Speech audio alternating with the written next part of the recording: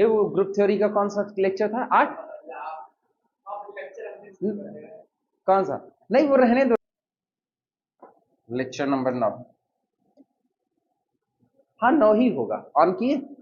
हाँ तो ये 9 ही होगा, और 9 नहीं होगा तो जो पहले वाला था उसी के बाद वाला होगा, वो भी टेंशन नहीं है एकदम सीधी। हाँ हाँ, जितना अपलोड किए उसकी कोई डेट नहीं पड़ी है, लोग कंफ्यूज हैं। 9 ही है ना? अरे बस तब ठीक है। हेडिंग डाल दो, कॉमन डिवाइजर। कॉमन डिवाइजर,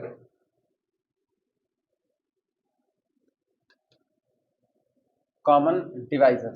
तुमको एक तो मजे की चीज बताएं, मेरी अंग्रेजी भ्रष्ट है। एक बार मेरे दिमाग में ऐसे चढ़ गया, पता नहीं कहां से, कि मैंने किसी किताब में डिवाइजर की स्पेलिंग कुछ और देखी है, और 1 साल तक हम उसको सुधारे नहीं, 1 साल तक हम डिवाइजर वैसे ही लिखते रहे। बताएं कैसे? ये लिखते रहे, मतलब हम एक आई बेमतलब का लेकर के आते थे, जबकि वो नहीं होता, और हमें ये गलती 1 साल तक की है। अब पता नहीं हम पिछले वाले लेक्चर में किए भी हैं कि नहीं किए, मेरे को खुद ही नहीं याद है। लेकिन डिवाइजर की स्पेलिंग ये नहीं बल्कि ये होती है। कौन सा? भूल चूक लेनी देनी ना। कॉमन डिवाइजर सुनो, उसका नाम ये कॉमन डिवाइजर, मतलब उभयनिष्ठ विभाजक। ए चुहिया, उभयनिष्ठ विभाजक। हिंदी बता रहे तुमको ना, हिंदी का पैसा दे देना ट्यूशन का। जैसे मान लो 2 इज द डिवाइजर ऑफ 4 है, 2 4 को काटता है। साथ ही साथ 2 इज द डिवाइजर ऑफ 18 हो गया, 18 को भी काटता है।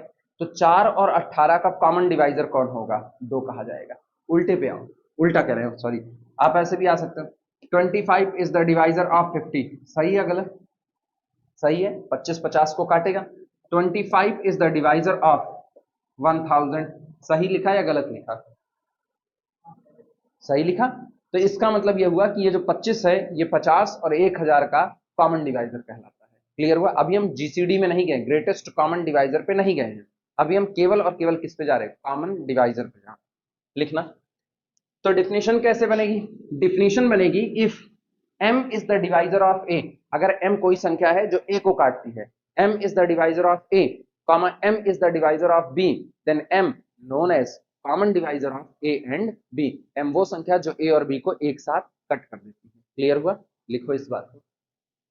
If m is the divisor of a, if m is the divisor of a and m is the divisor of b, ठीक, then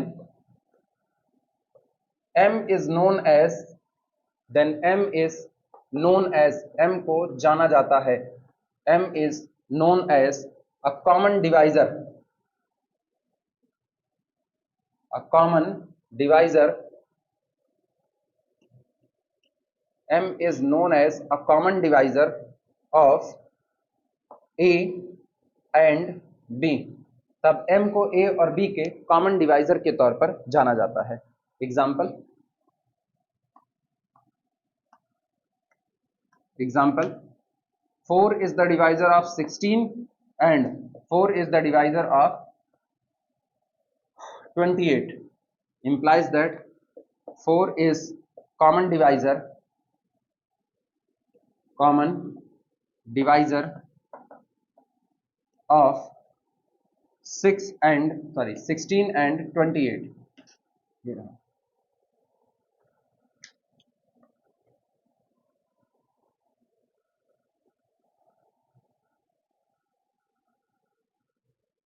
अच्छा, क्या 2 भी कॉमन डिवाइजर होगा 16 और 28 का?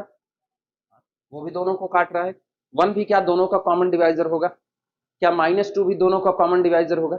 अब सोचो, अब हम 16 और 28 के कॉमन डिवाइजर को इकट्ठा करते हैं। पहले 16, 28 दोनों को काटने वाली संख्या बटोर रहे हैं। सबसे पहले 1 आता है इसमें ना, यहाँ भीड़ लगा रहे हैं कॉमन डिवाइजर CD, 1 काटेगा दोनों को। 2 से 16 भी कटता है और 2 से 28 भी कटता है। इसके बाद और बताओ, 4 से 16 और 28 दोनों कटते हैं। इसके अलावा 6 से 6 दूनी 12, फिर 7 से 7 दूनी 14, फिर 8 से 8 दूनी 16। क्या 28 कटेगा 8 से? नहीं कटेगा। तो इसका मतलब है अब कोई और नंबर मौजूद नहीं है। अच्छा, अगर ऐसा हुआ तो -1, -2 और -4 से भी ये कैंसिल आउट होंगे। तो इसका मतलब वो 16 और 28 को काटने वाली सारी संख्या को इकट्ठा करें तो वो है -1, -2, -4, इसके बाद 1 2 और कितना 4। और ये बताओ इन सारे डिवाइजर्स में सबसे बड़ा कौन है? 4 है। तो 4 को हम लोग 16 और 28 का ग्रेटेस्ट कॉमन डिवाइजर्स कहेंगे। यहां से डिफिनीशन निकलती है कि अगर आपको दो नंबर ए और बी दिए गए हैं तो इन दोनों नंबर को काटने वाली जितनी संख्याएं होती हैं, दोनों नंबर को एक साथ काटने वाली, यानी आप दोनों नंबर के सारे कॉमन डिवाइजर को इकट्ठा कर लीजिए, उस सारे कॉमन डिवाइजर्स की भीड़ में से जो सबसे बड़ा डिवाइजर्स होगा उसको हम लोग कहते हैं ग्रेटेस्ट कॉमन डिवाइजर्स। हिंदी में उसी को कहते हैं महत्तम सम अपवर्ग। याद आया? याद आया? नहीं याद आया? महत्तम समापवर्त, HCF हाईएस्ट कॉमन फैक्टर। हाँ, अच्छा, हाईएस्ट कॉमन फैक्टर HCF वो पढ़े हो ना? हाँ वही होता है।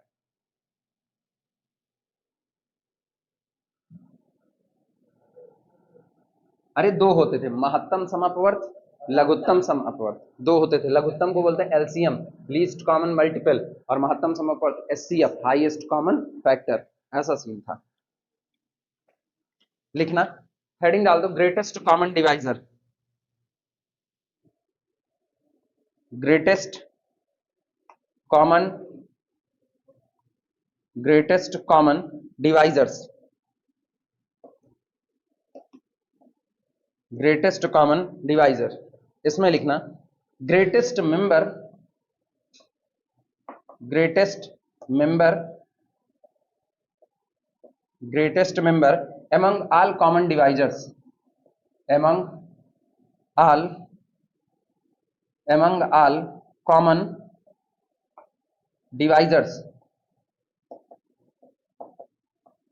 greatest member among all common divisors of A and B, of A and B is known as, जाना जाता है, is known as greatest common divisor,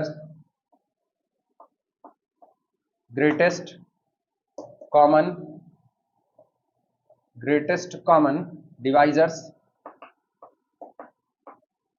of A and B, written as, या हाँ कॉमा करके लिख देना, written as, इसको ऐसे लिखा जाता है, written as GCD of A, B, और इसको हम लोग शॉर्ट में GCD of A, B लिख देते हैं।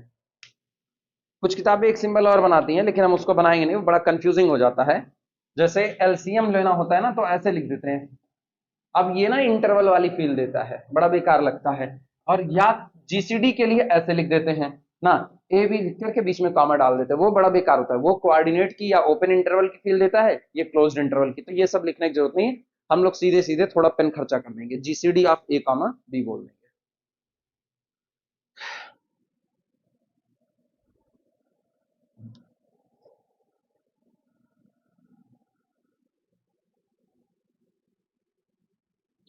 एक इसकी दूसरी डिफिनेशन भी होती है ना, एक इसकी दूसरी डिफिनेशन भी होती है, यहीं से निकाल सकते हो दूसरी वाली डिफिनेशन। हम करें ए और बी को काटने वाली जितनी भी संख्याएं हैं, ए और बी को काटने वाली जितनी भी संख्याएं हैं, उन सभी के सभी नंबर्स में से आप सबसे बड़ा नंबर चुन लो, वो हो गया ग्रेटेस्ट कॉमन डिवाइजर। अच्छा, आप अपने दिमाग से सोच करके बताओ, अब अगर ए और बी को किसी और ने कट किया तो उसका इसके भी साथ क्या रिलेशन होगा? समझना, इत्मीनान से समझना। हम कह रहे हैं ए और बी को कट करने वाली जो सबसे बड़ी नंबर होगा उसको चुन लो एम को। M is the GCD of A b, ठीक? यानी हम लिख दे रहे हैं GCD of A B is equal to m. तो अगर हम ये कहें इफ, यदि D is another divisor, another divisor लिख दिया, D इज अनदर डिवाइजर, अगर D कोई और डिवाइजर्स है तो D के और M के बीच का रिलेशन क्या होगा? M D का मल्टीपल होगा, ऐसा दिमाग में आ रहा है? ऐसा कुछ और करके डिफिनेशन लिखना, और अथवा, बोले लिखो, if a number, if a number D, if a number D, if a number D divides A and B, if a number d divides a and b, if a number d divides a and b, अगर कोई number d a और b को divide करता है and is divisible by, और खुद divide होता है and is divisible by all the common divisors, and is divisible by all the common divisors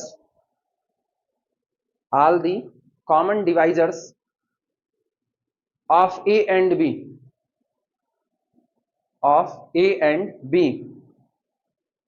comma, then d is known as GCD of a comma b. d is known as GCD of a comma b. अभी समझे?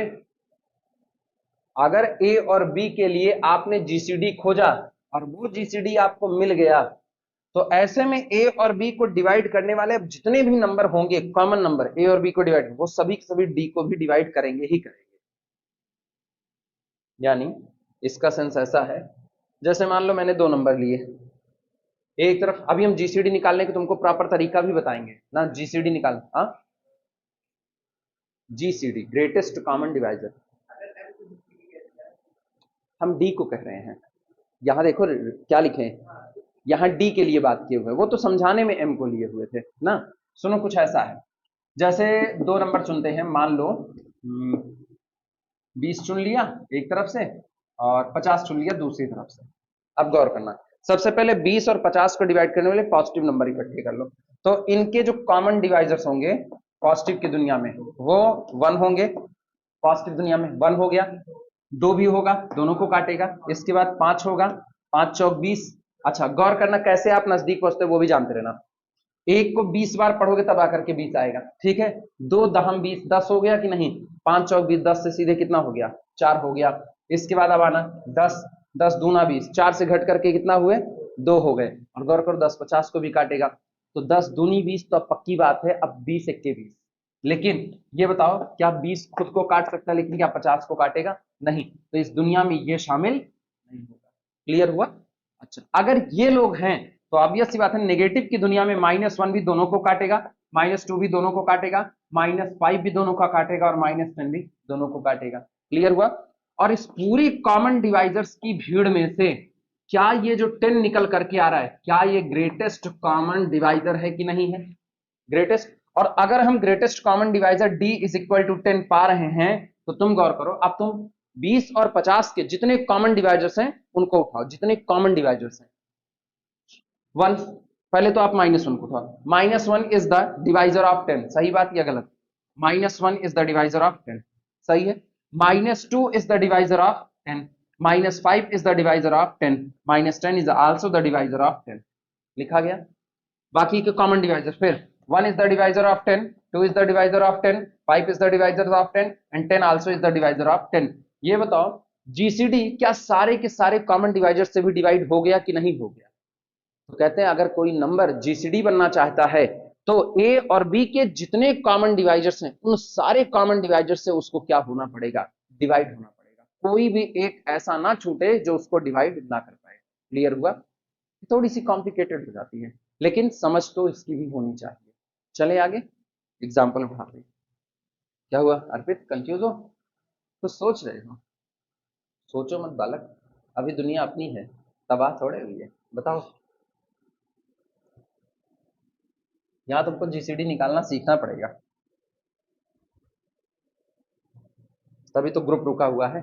अब ये खत्म होगा फिर group वापस आएगा।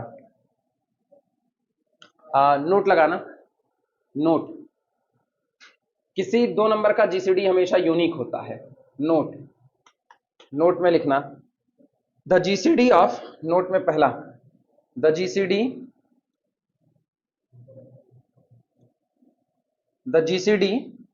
of numbers a and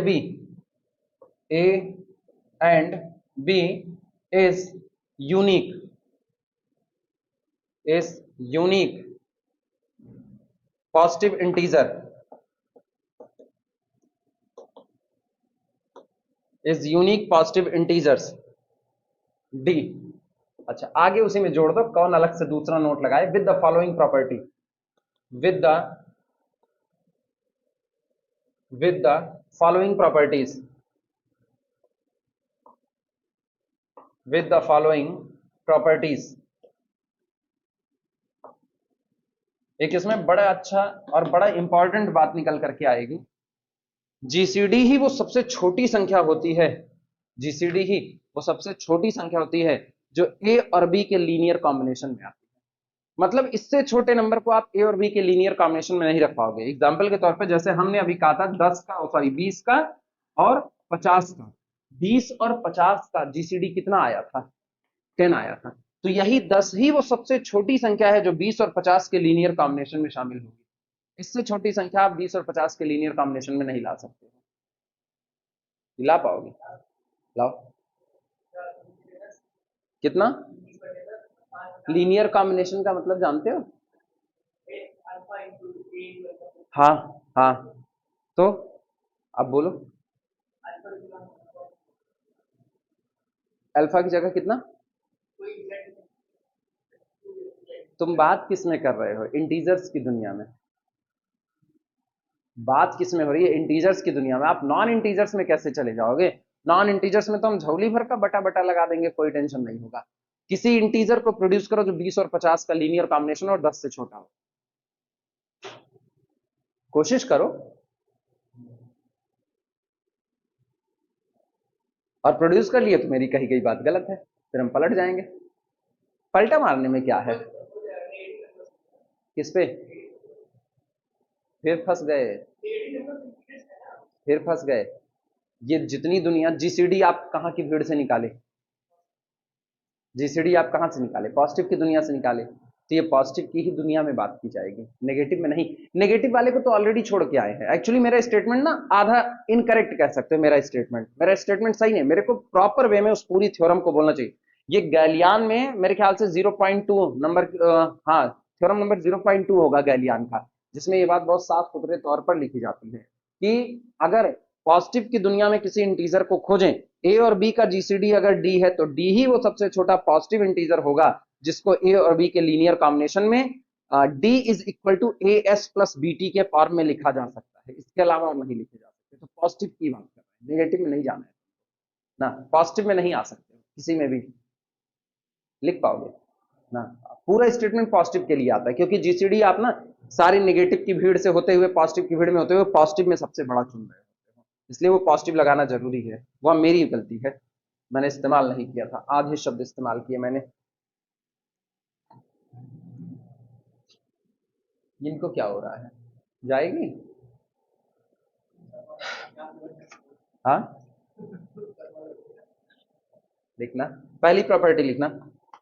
पहली property, d is the divisor of a and D is the divisor of b. ये बकवास बात है, ये कोई प्रॉपर्टी नहीं है। इसी प्रॉपर्टी को पूरा करके तो वो जीसीडी बना है।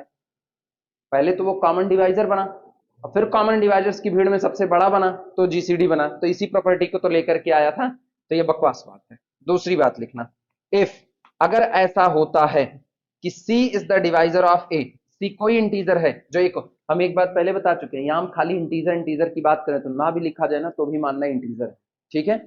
If c is the divisor of a and c is the divisor of b, अगर सी वो संख्या जो ए को काटती है, सी वो संख्या जो बी को काटती है, तो पक्की बात है this implies that c is the divisor of. अभी भी तो यही मैंने कहा कि अगर ए और बी का कोई और कॉमन डिवाइजर हुआ तो वो कॉमन डिवाइजर इस ग्रेटेस्ट कॉमन डिवाइजर को भी कट करेगा ही करेगा। क्लियर हुआ कि नहीं? नोट करो।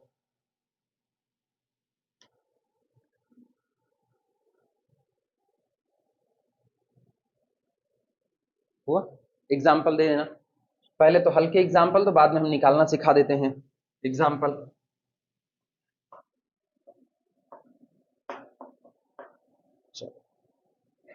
GCD of 12, 15 is equal to, बोलो कितना? 3। कैसे? सबसे पहले भीड़ खोजे किसकी? कॉमन डिवाइजर्स की। कॉमन डिवाइजर्स, कॉमन डिवाइजर्स कौन कौन होंगे बोलो? क्या 1 कट करेगा? पता है आगे हम प्लस माइनस डाल देंगे बाद में, पहले तो हम प्लस प्लस वाले इकट्ठे कर लें। 2 से नहीं होगा, 3 से होगा उसको भी नहीं होगा, 3 से होगा। अच्छा 3 चौक 12, 4 बार में हो गया। अब की गौर करना, आप किसी 4 तिहाई 12, लेकिन उस 4 से 15 नहीं कटेगा। और फिर 6 दूनी 12, और उस 6 से 15 नहीं कटेगा। और फिर 12 एके 12, उस 12 से भी 15 नहीं कटेगा। तो इसका मतलब ये कटता है प्लस माइनस 1 से और प्लस माइनस 3 से, और जिसमें सबसे बड़ा कौन है? Greatest is 3। क्लियर हुआ? दूसरा एग्जांपल लिख लेना, ये पहला था। सेकंड में आना। Second, GCD of 30 40 is equal to कितना? 10। 10 तिहाई 30, 10 चौक 40।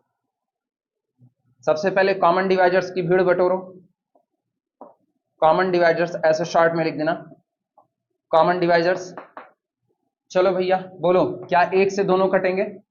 फिर 2 से, हाँ 15 दूनी 30, तो 2 से भी कटेगा, और 20 दूनी 40। इसके बाद फिर 3 पे आओ, 3 से दोनों कटेंगे? नहीं, 40 नहीं कटेगा। 4 से 40 कटेगा, 30 नहीं कटेगा। 30 कटेगा? नहीं कटेगा 4 से, नहीं। 5 से दोनों उड़ेंगे, दोनों के दोनों 5 से। अच्छा 5 छक 30, 5 छक 30, 6 बार में हो गया। इसके बाद फिर 6 से, 6 पंचे 30, लेकिन 6 से 40 कटेगा? 6 से 40 नहीं कटेगा, उसको छोड़ दो। इसके बाद फिर सीधे आएंगे 10 पे, 10 तिहाई 30, 10 चौक 40, और सबके आगे लगा दो plus minus plus minus plus minus plus minus, और उन सब में सबसे बड़ा कौन है? 10 है। अरे ये बड़ा टुटपुंजिया तरीका है, हम लोगों को इससे नहीं निकालना है, हम लोगों को सही सलामत निकालना है।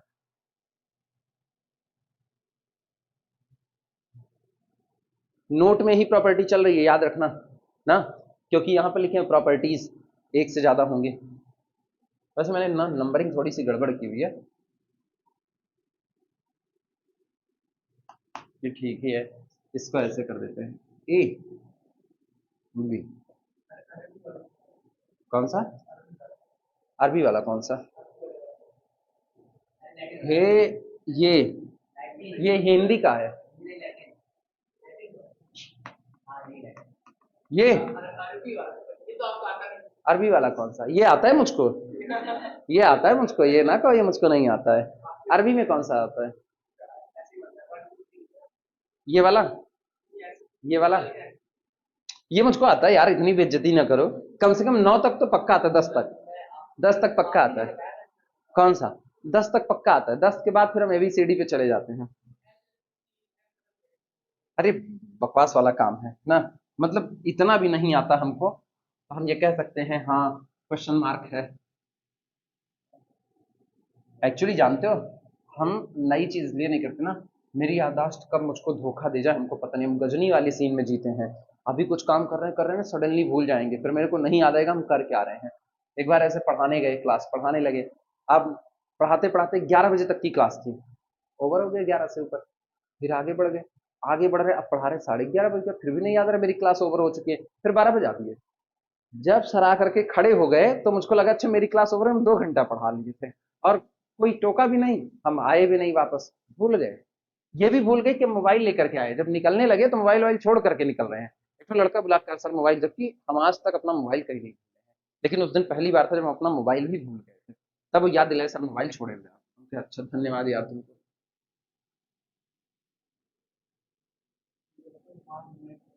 हाँ किस- मेरे हाथ होता तो दे दिए होते, वैसे मेरे हाथ होता हम किसी को ना देते ना। ये तो रियलिटी है। नोट नंबर 3 में आना। सुनो, उलट पुलट के भी लंका जलाओ जलेगी लंका ही आदि पुरुष के डायलॉग में आओ। ठीक, चाहे आप निकालो जीसीडी ऑफ ए बी, और चाहे निकालो जीसीडी ऑफ बी ए, दोनों बराबर आएंगे। मतलब जीसीडी का रिलेशनशिप कैसा? कम्यूटेटिव, कम्यूटेटिव या कुछ और? सिमेट्री? अरे सिमेट्री या कम्यूटेटिव जीसीडी का रिलेशनशिप? कम्यूटेटिव। सिमेट्रिसिटी नहीं बोलेंगे? क्यों?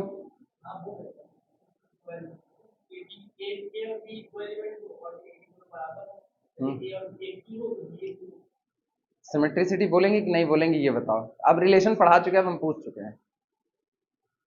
मैंने जीसीडी का रिलेशनशिप डिफाइन कर दिया। सिमेट्रिक परिभाषा बताओ।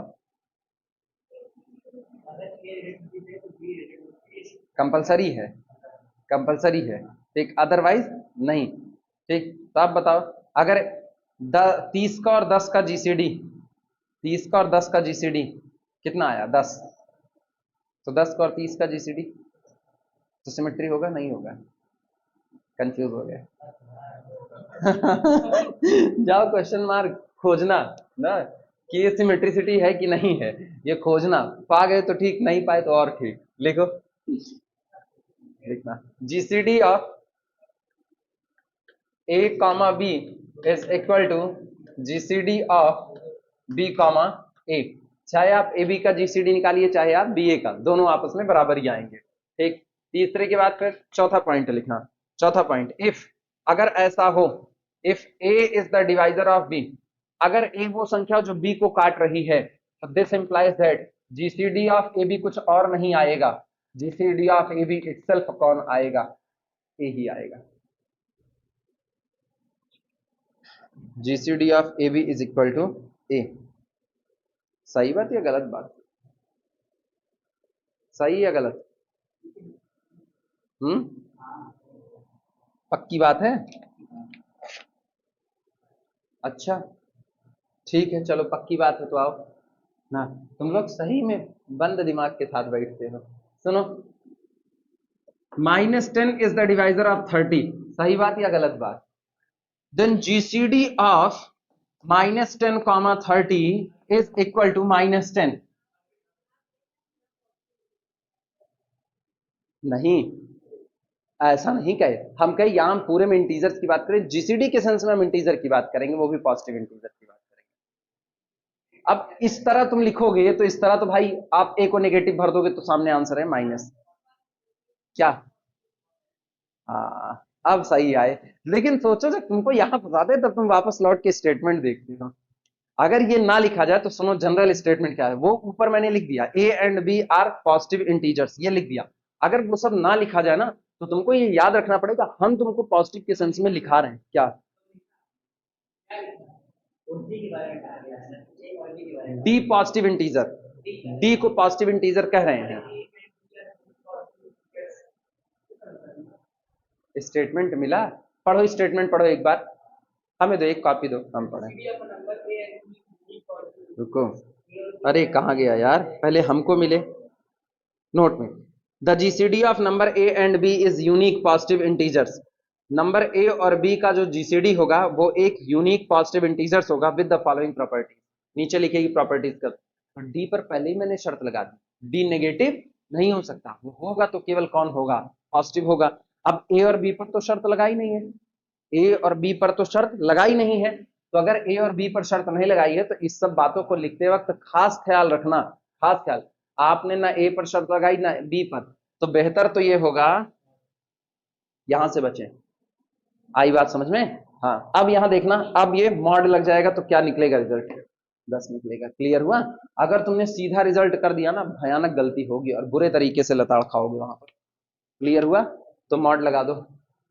If a is the divisor of b, अगर ए वो संख्या जो बी को काटती है, तो GCD of A comma B is equal to mod A. इसका एग्जाम्पल यहीं पर दे देना। एग्जाम्पल,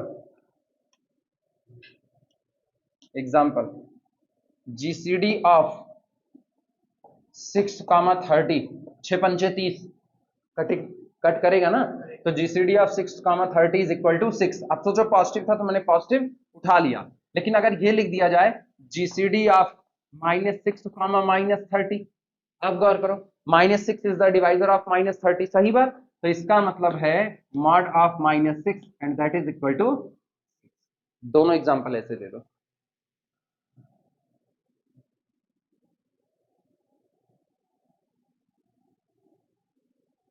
इसी बात का तो ख्याल रखना है, सावधानी हटी पूरी बटी। अब सुनो, चौथा हो गया, पांचवे पर आना। अगर कोई तुमसे पूछे कि बताओ जीसीडी ऑफ 0, a कितना होगा, जीसीडी ऑफ जीरो किसका जीसीडी हुआ आज तक, ए नहीं होगा, फिर वही गड़बड़ी की है, वो पॉजिटिव ही निकलना चाहिए ना। और ए आप नेगेटिव भर सकते हो, ऐसा कोई नहीं कि आप नेगेटिव नहीं भर सकते हो। ठीक, तो ये मॉड ए निकलेगा। क्लियर हुआ कि नहीं, नोट करो। क्यों, क्योंकि दुनिया का कोई भी नंबर जीरो को छोड़ करके वो हमेशा जीरो को डिवाइड करता ही है।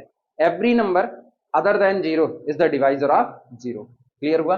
इसके बाद फिर 5 के बाद फिर अगले पे आना, 6 पे। 6 जीसीडी ऑफ 0, 0 बोलो क्या लिखें, जीसीडी ऑफ 0, 0 इनडिटर्मिनेट, अनिर्धारित, नॉट डिफाइंड नहीं, इनडिटर्मिनेट, अनिर्धारित। आप इसका निर्धारण नहीं कर सकते हो। वो कौन सा बड़े से बड़ा नंबर होगा जो 0, 0 को एक साथ डिवाइड करे, पता लगा सकते हो। दुनिया का हर नंबर जीरो को डिवाइड करता है, जीरो को छोड़ करके, तो बड़े से बड़ा होता चला जाएगा। तो डिफाइंड तो है, आप जीसीडी को अनडिफाइंड कैसे कह सकते हो, जीसीडी प्रॉपर वे में डिफाइंड है। ग्रेटेस्ट कॉमन डिवीजर कैसे निकाला जाता है, डेफिनेशन तो है ना। डेफिनेशन है कि भैया जितने कॉमन डिवाइजर इकट्ठा कर लो उनमें सबसे बड़े वाले को चुन लो, डिफाइंड तो है, निर्धारित नहीं कर पा रहे हो, तो ये क्या होगा, इनडिटर्मिनेट की कैटेगरी में आएगा। समझे अर्पित ना, दुनिया नहीं जानती, तुम्हारा ही सवाल था, हम जानते हैं, अर्पित का सवाल था। चलो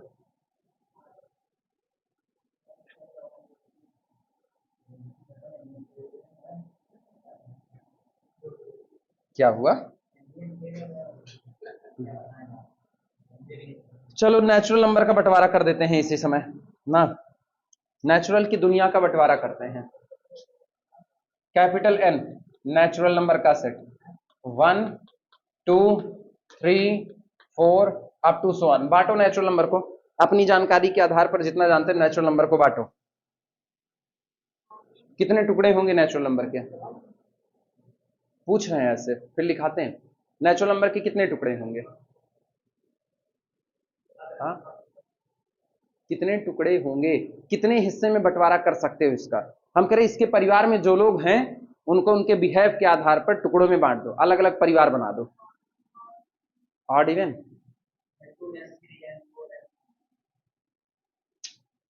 ऐसा कि एक में जो आ जाए दूसरे में जाए ही ना।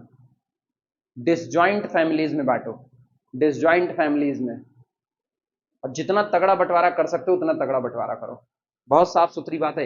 एक परिवार को डिसजॉइंट तरीके से बांटो कि मतलब दो, अगर आपने दो हिस्से किए तो दोनों में कुछ भी कॉमन ना हो, इंटरसेक्शन क्या आ जाए, पाई आ जाए। प्राइम नंबर और कोई, तीन टुकड़े बटेंगे, तीन टुकड़े, हाँ इसके टोटल तीन टुकड़े निकल करके आएंगे। यूनिट 1, इसके बाद फिर आएगा प्राइम, और फिर इसके बाद आएगा कंपोजिट नंबर। तीन टुकड़े बढ़ते हैं नेचुरल की दुनिया के, और ये टोटली डिसजॉइंट है। यूनिट ये ना तो प्राइम है ना तो कंपोजिट है। प्राइम के साथ एक बिहेव होता है, प्राइम कहता है कि हम अपने अंदर में उन्हीं लोगों को जगह देंगे, मतलब इस दुनिया में वही नंबर प्राइम कहलाएंगे जिनके सिर्फ और सिर्फ दो पॉजिटिव डिवाइजर, केवल दो पॉजिटिव डिवाइजर, एक कौन हो 1 और दूसरा कौन हो वो नंबर खुद, इसके अलावा नहीं। कंपोजिट कहता है कि हम अपने अंदर उन लोगों को जगह देंगे जिनके कम से कम तीन पॉजिटिव डिवाइजर हो, पहला 1, दूसरा हम खुद, और तीसरा कोई एक और। 1 को और हमको छोड़ करके कोई एक और आप खोज करके लेकर के आओ, तो वो किस कैटेगरी में गिरेगा, आकर के कंपोजिट में गिरेगा। और इस पूरे नौटंकी में ये बेचारा 1 बाहर हो जाएगा, क्योंकि ना इसके पास तीन डिवाइजर्स हैं ना इसके पास दो डिवाइजर्स है, इसके पास अकेला ये खुद ही अपना डिवाइजर है। तो ना तो आप इसको प्राइम में भर सकते हो और ना आप इसको कंपोजिट में भर सकते हो। आई बात है समझ में। तो टोटल ये तीन टुकड़े टूटते हैं नेचुरल के। इवन ऑड ये सब मोहमाया है ना, वो तो बाद में कंपोजिट वाले टूट जाएंगे अपने, 2 वाले भी वहां, ये दोनों मिल करके फिर दो हिस्से में टूटते हैं ना। और दोनों का है, तीनों मिल करके दो हिस्से में टूटते हैं। कौन कौन सा, इवन और ऑड। जो दो से कट जाए वो कौन, इवन। जो 2 से ना कटे वो कौन? ऑड। क्लियर हुआ? ऐसे बना लो 3 टुकड़े। प्राइम के नीचे लिखना positive integer p such that, prime के नीचे positive integers p such that, ऐसे पॉजिटिव इंटीजर्स जो इस तरीके से सच दैट पहला p ग्रेटर देन 1 हो, अपने अंदर एक से बड़े लोगों को रखेगा, p ग्रेटर देन 1, पहली बात। दूसरी बात second, has no positive divisors, has no positive divisors, has no positive divisors except, छोड़ करके, एक्सेप्ट 1 एंड p, एक और p को छोड़ करके इसके पास कोई और पॉजिटिव डिवाइजर्स भी नहीं होना चाहिए। यानी अगर आपने 5 को प्राइम की कैटेगरी में डाला तो क्यों डाला? क्योंकि 5 कटेगा सिर्फ 2 लोगों से, एक 1 से और दूसरा खुद 5 से, इसके अलावा नहीं, और 5 ग्रेटर देन 1 है। कंपोजिट में आओ, कंपोजिट में एवरी नंबर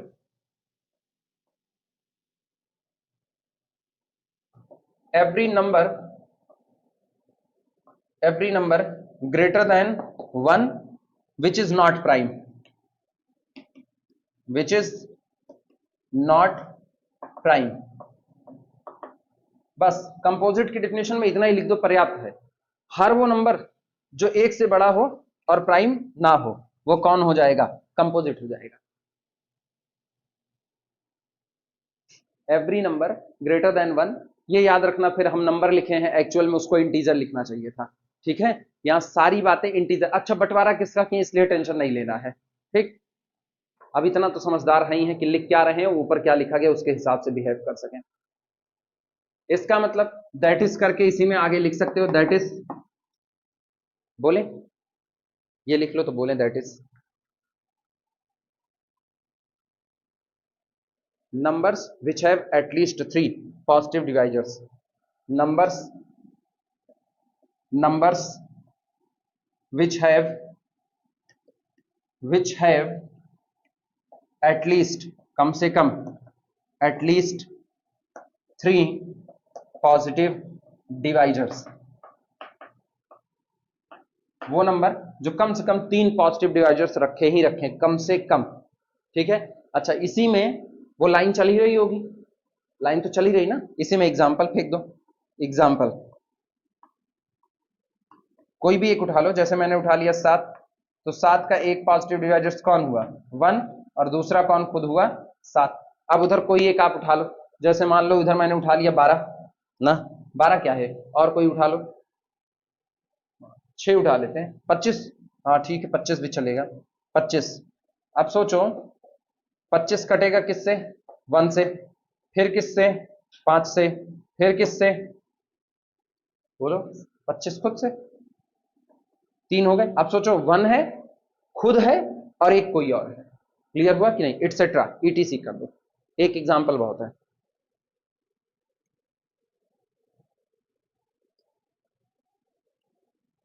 इसका मतलब क्या हुआ?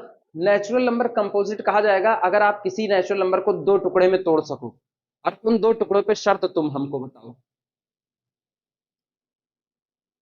हम एक हिंट दे रहे हैं, आप नेचुरल नंबर को 2 टुकड़े में तोड़ सको, आपको नेचुरल को कंपोजिट बनाना है। जैसे ये 25 कंपोजिट है, तो 25 कंपोजिट है, तो आप बताओ 25 कंपोजिट अगर है तो ये टूटेगा, 2 हिस्से में ब्रेक होगा, एल में और किसमें? एम में। और आप मेरे को शर्त बताओ क्या हो सकती है। तुमको टाइम दिए, इत्मीनान से सोच करके बताओ।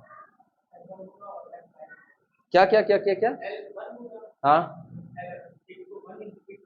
हाँ, ना ना ना ना ना ना, 1 आएगा तो प्राइम में भी तो यही टूटता है। आप 5 को तोड़ो, 1,5, 1 इंटू 5, टूट गया 5। सोचो, इत्मीनान, बहुत आसान शर्त निकल जाएगी।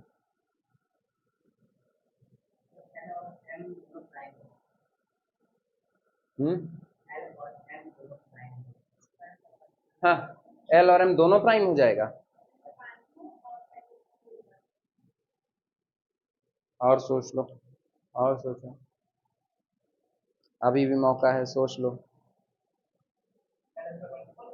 हाँ, सोच लो सोच लो। चलो हिंट दे रहे हैं, एक टुकड़ा पक्का एक से बड़ा होगा। जब आप इसको ब्रेक कर रहे होगे तो एक टुकड़ा आपका वन से बड़ा होगा। अब आप अगला सोचो।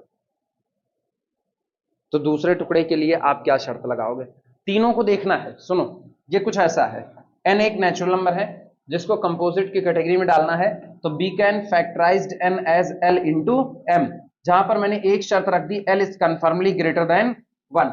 अब आपको m के और n के बीच में एक रिलेशन सोचना है। क्या सोच सकते हो? कुछ ऐसे 3-4 एग्जाम्पल लेकर के सोच लो, बड़ा अच्छा लगेगा। l ग्रेटर देन 1 और m के और n के बीच में एक रिलेशन चाहिए।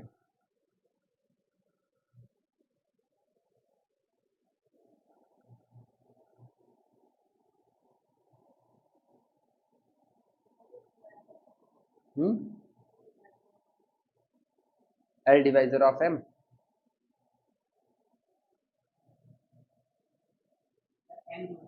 हाँ,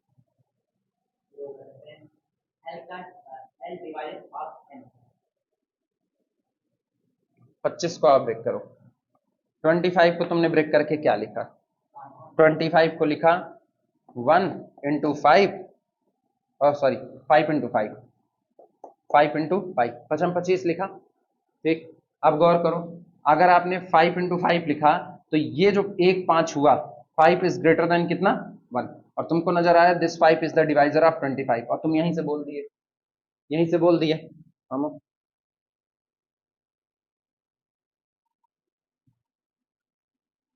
हम इसीलिए कि 2-3 एग्जाम्पल लेकर के पहले देख लो। क्या ये बात हमेशा तय है? सोच करके जवाब देना। अगर हम लिख रहे हैं कि आपने किसी नंबर को ब्रेक किया, मान लो n को आपने तोड़ा l इंटू m में, तो क्या ये पक्की बात है कि l is the divisor of n and m is also the divisor of n? हमेशा होगा ही होगा।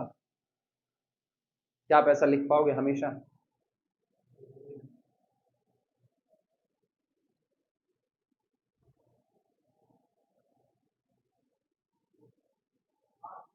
हमेशा लिख पाओगे? हमेशा लिख पाओगे? हाँ बिल्कुल लिख पाओगे। प्राइम के केस में, प्राइम के केस में लिख पाओगे? हाँ यार बिल्कुल लिख पाओगे, इतना सोचते काहे हो, बिल्कुल लिख पाओगे। अरे प्राइम तो ये टुकड़े में टूटेगा, वन में और खुद में। वन तो हमेशा दुनिया के हर नंबर को काटता है, खुद भी काटेगा ही काटेगा। समझे कि नहीं समझे? अच्छा, अगला कंपोजिट नंबर उठाओ कोई। 6 कंपोजिट है, 6 को आपने ब्रेक किया 2 इंटू 3 में, पक्की बात है 2 is greater than 1, 2 is greater than 1 and 3 is the divisor of 6। Relationship अभी बरकरार है।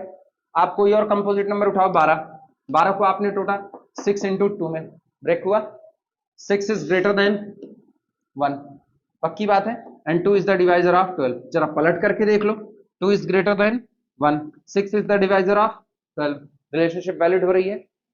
रिलेशनशिप यही रहेगी। क्लियर हुआ? अच्छा, एक और रिलेशनशिप इसमें दिख सकती है, अगर तुम गौर करो तो आप ऐसे दो टुकड़े में तोड़ पा रहे हो जिसमें से एक टुकड़ा ग्रेटर देन 1 है, और जो दूसरा वाला टुकड़ा आ रहा है वो इस 12 से कम आ रहा है। जो दूसरा वाला टुकड़ा, यानी आप ऐसा कह सकते हो एन एल इंटू एम में टूटा, जहां पर एल ग्रेटर देन कितना है? 1 and m is less than कितना है? कह सकते हो। ठीक है, सेफ जोन किस में होगा? सेफ जोन दोनों में होगा यार, दोनों में होगा ना। बस आप ये लगा दो इक्वलिटी, इक्वल भी हो गया तो भी बवाल नहीं है। आई बात है समझ में? ठीक, तो इतना सब कुछ लिखने की जरूरत नहीं, कहां तक लिखा है वो बताओ बस, ये तो ऐसे बस टुकड़े में था, एग्जाम्पल हो गए थे, बस उतने पे ठीक है। और आगे नहीं, ये सब बस खाली ऐसे चर्चा पर चर्चा का दौर है, जो तुमको याद होना चाहिए बस।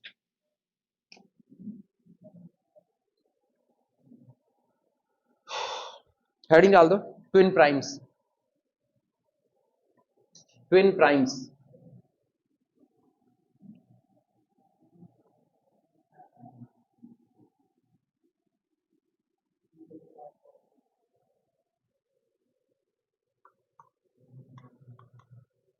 Twin primes.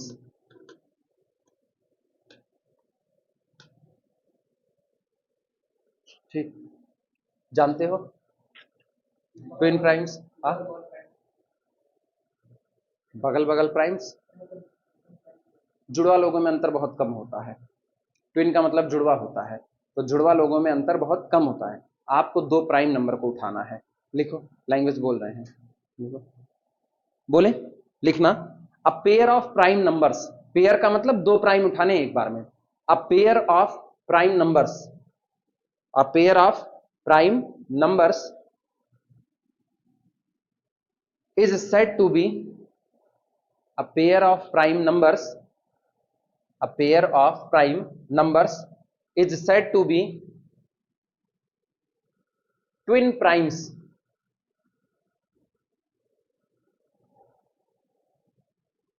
is said to be twin primes if they differ, if they differ by 2, if they differ by 2। ऐसे दो प्राइम उठाओ जिनके बीच में अंतर कितने का हो, 2 का, बस 2 का अंतर होना चाहिए, तो ये दोनों प्राइम आपस में क्या कहलाएंगे, ट्विन प्राइम। जैसे सुनो, 2 प्राइम है, 3 प्राइम है, लेकिन दोनों के बीच में जो अंतर है वो कितने का है, 1 का। 2 और 3 ट्विन प्राइम नहीं है। 3 को और 5 को उठाओ, दोनों के बीच में अंतर कितने का, 2 का, तो 3 और 5 आपस में कैसे हैं, ट्विन प्राइम। 5 को उठाओ और 7 को उठाओ, इनके बीच का अंतर कितना, 2, ये दोनों कैसे हैं, ट्विन प्राइम है। इसके बाद फिर अगला, अब 7 को उठाओ और किसको, 11, ये ट्विन प्राइम नहीं हो सकते। 11 को उठाओ और 13 को उठाओ, इनके बीच का अंतर 2, ट्विन प्राइम है।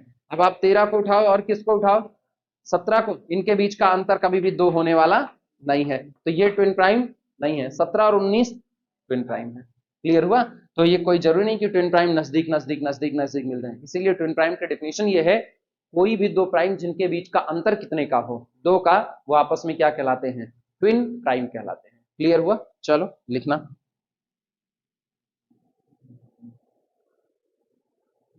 दूसरे शब्दों में अगर तुम इसको देखो ना, तो तुम एक चीज गौर करो, आप ये भी कह सकते हो twin primes are those prime which have a prime gap two. Twin primes उन प्राइम्स को कहा जाता है जो एक प्राइम गैपिंग रखते हैं, और वो प्राइम गैपिंग भी कितने की होनी चाहिए। दुनिया का सबसे लीस्ट प्राइम कौन होगा, 2 ही होगा। क्लियर। एग्जांपल लिखना, एग्जांपल,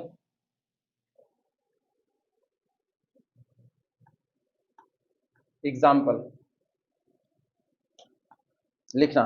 सबसे पहले 3 5 टकराया था, 3 और 5 ट्विन प्राइम है, ठीक, ऐसे लिख देना बस, 3 और 5, अंतर बताने की जरूरत नहीं है, ठीक। 3 5 के बाद फिर अपने लोगों से कौन टकराया था, 5 और 7, 5 और 7 के बाद कौन था, 11 और 13 टकराया था। 11 13 के बाद 17 19 था, 17 और 19 टकराया था। 17 और 19 के बाद 29 और 31 लिखा दे रहे, कुछ दूर तक लिखा दे रहे हैं, याद रखना ये सब। 29 और 31, कौन सा, दोनों प्राइम है, और दोनों के बीच में गैप भी 2 का है। इसके बाद फिर 41 और 43, 41 एंड 43। इसके बाद तुम्हारा आएगा 59 और 61, ठीक। इसके बाद आएगा 71 73, एटसेट्रा कर दो बस, etc। ये सारे ट्विन प्राइम हैं। 101 और 103 क्या है, 101 और 103 ट्विन प्राइम है कि नहीं है, 101 और 103, हमें दोनों ट्विन प्राइम होंगे यार।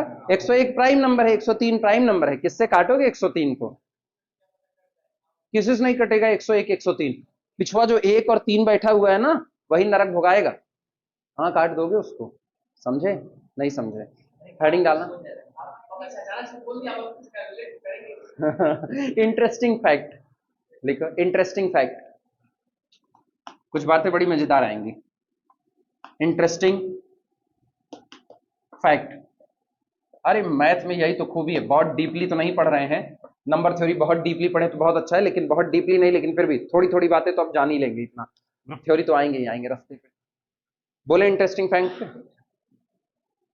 पता है दुनिया में सिर्फ और सिर्फ, दुनिया में, अब ट्विन प्राइम के बारे में बात नहीं करें, प्राइम में आ गए हैं, ठीक है। दुनिया में सिर्फ और सिर्फ 2 ही प्राइम ऐसे हैं जिनके बीच में गैपिंग 1 की होती है, और किसी में नहीं।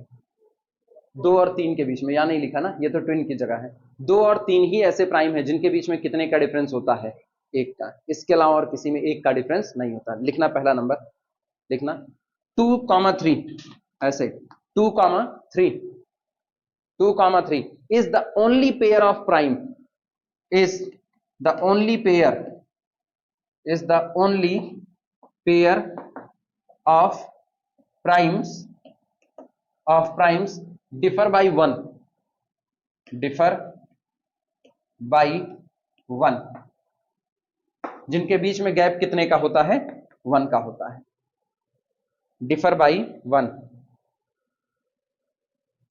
क्लियर हुआ? आप सुनो, जो 5 होता है ना, 5, वो अकेला प्राइम है जो आपको 2 पेयर में मिलेगा। ट्विन प्राइम का जब आप जगह बना रहे होगे तो ट्विन प्राइम की बनती हुई जगह में 5 ही ऐसा होगा जो आपको 2 बार प्रेजेंट मिलेगा, बाकी कोई और प्राइम तुमको 2 बार प्रेजेंट नहीं मिलने वाला। 5, 3 और 5 के साथ भी ट्विन प्राइम, 5 और 7 भी कैसा हुआ, ट्विन प्राइम हुआ। लिखना दूसरा नंबर डाल करके, सेकंड बोले, लिखना 5 is the only prime, 5 is the only prime, 5 is the only prime which present in 2 different pairs. 5 is the only prime which present in the 2 different pairs,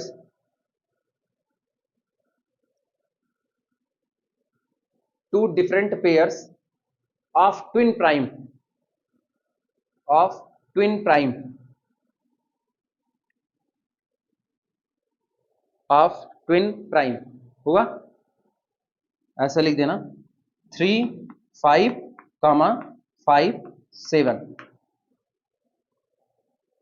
बस इन्हीं 2 में आएगा और किसी में आने वाला नहीं है।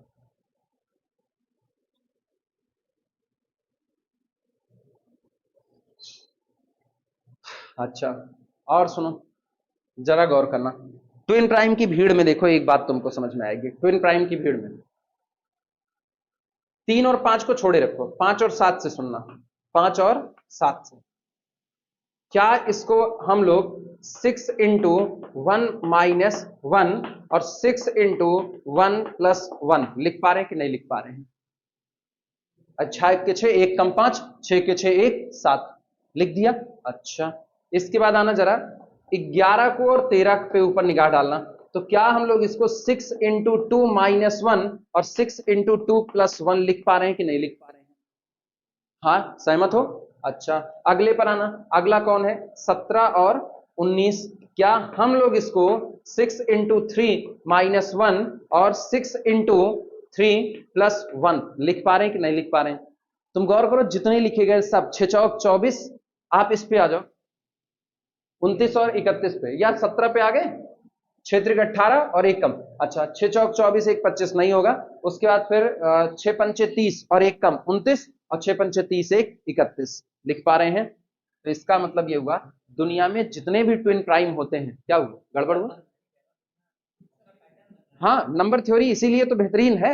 इसका मतलब दुनिया के जितने भी ट्विन प्राइम होते हैं, सिर्फ एक को छोड़ करके, ये नहीं आएगा कतई, ये कतई नहीं आएगा। दुनिया के जितने भी ट्विन प्राइम का पेयर होता है वो 6n-1 6n+1 टाइप का होता है, for some n belong to natural number set. हाँ, ये मैजिक नंबर नहीं है, बस इसको मैजिक नंबर नहीं है, उसकी अपनी प्रॉपर्टी है। ट्विन प्राइम इसी पेयर में आते हैं, लेकिन ये भी नहीं कि आप ऐसे एक पेयर उठा लो, जैसे तुम्हारे मर्जी आया 6n-1 लिखा, 6n+1 लिखा। कई लोग तुरंत कहते हैं मेरे को फार्मूला मिल गया, अब मेरे से ट्विन प्राइम पूछा, हम n बराबर भर देंगे, बुरे फंसोगे ना। ये ट्विन प्राइम नहीं होता है, ट्विन प्राइम इसके जैसे होते हैं, समझे? इसका मतलब इसका कुनबा बड़ा है और इसके कुनबे में से कौन छटेंगे, ट्विन प्राइम छटेंगे, और एक ट्विन प्राइम कभी इसके कुनबे में शामिल नहीं होगा। वो कौन है? 3 और 5, ये खुद में एक परिवार है। 6n-1 6n+1 टाइप के जो नंबर हैं वो खुद में एक परिवार है, और उस परिवार ने अपने अंदर में इस दुनिया के सारे ट्विन प्राइम्स को जगह दे करके रखी हुई है। लेकिन उन्होंने सिर्फ ट्विन प्राइम को ही नहीं जगह दी है, उसके अलावा भी लोगों को जगह दी है। तो आप औंधे मुंह जा करके ये ना बोलना कि ये ट्विन प्राइम हो गए, चलो n बराबर भरते जाओ, ट्विन प्राइम आता जाएगा। नहीं, अभी तो फेल हुआ ना 29 वाले पे। 6 चौक 24, 24 में से 1 कम करो तो कितना हुआ, 23। अब गौर करो, 23 क्या प्राइम है? 23 प्राइम है? नहीं है। किससे किससे कटेगा? 23 प्राइम है? बगल वाले पे और 6 चौक 24 1 25, क्या 25 प्राइम है? तो ये वाला पेयर तो उठाया प्राइम का, लेकिन ये प्राइम का नहीं उठाया, तो ट्विन प्राइम की दुनिया थोड़े बस पाएगी।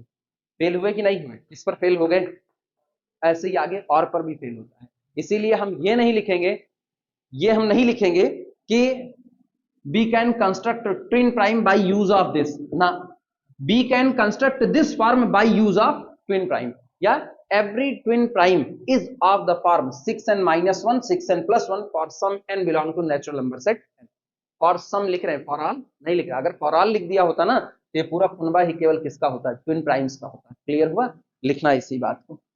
चौथा नंबर चल रहा है, 2 हो गए। तीसरा लिखना, every twin prime pair except 3,5, every twin prime pair, every twin prime pair, every twin prime pair except छोड़ करके, एक्सेप्ट 3,5, बस एक को ये छोड़ करके, except 3,5 is of the form, is of the form, is of the form 6n minus 1 6n plus 1 for some n belong to the natural number set n, for some n belong to the natural number set n।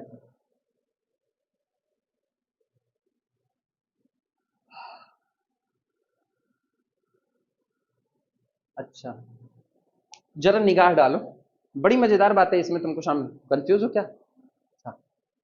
3 और 5 के बीच में कौन आता है?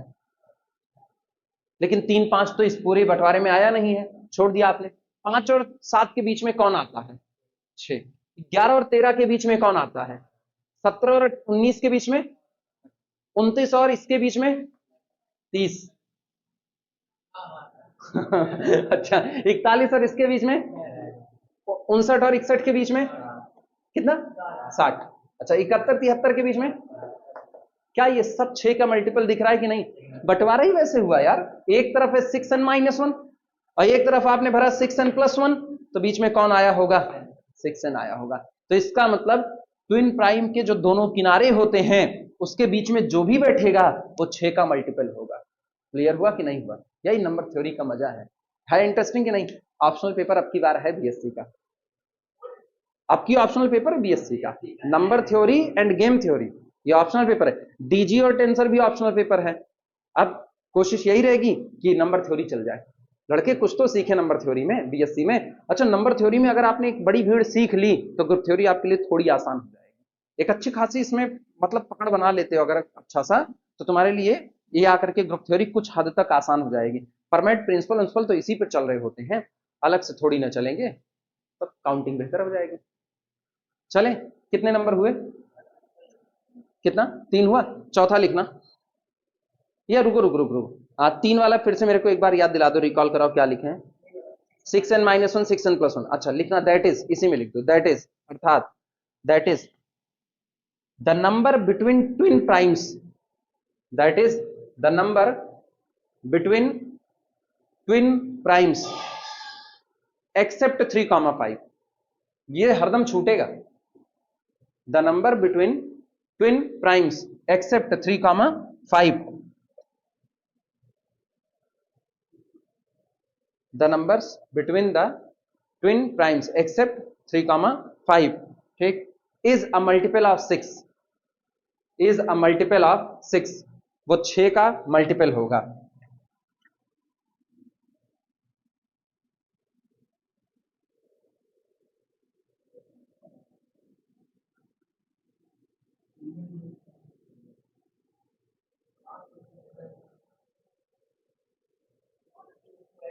जानते हो, इस पे एक रियल का सवाल बनता है, रियल का एक सवाल बनता है, सम ऑफ द नंबर्स, नहीं सम ऑफ द नंबर्स नहीं,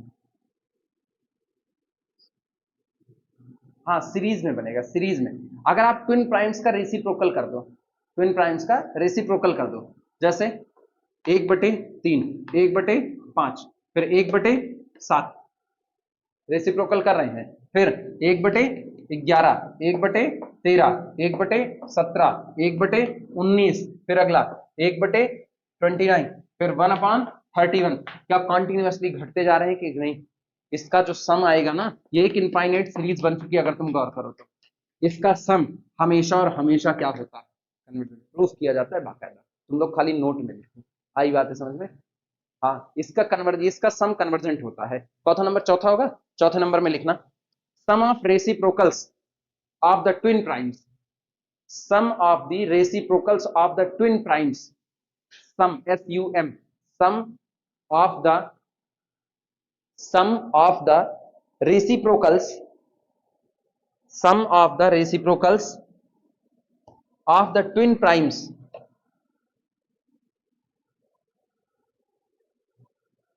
of the twin primes is convergent.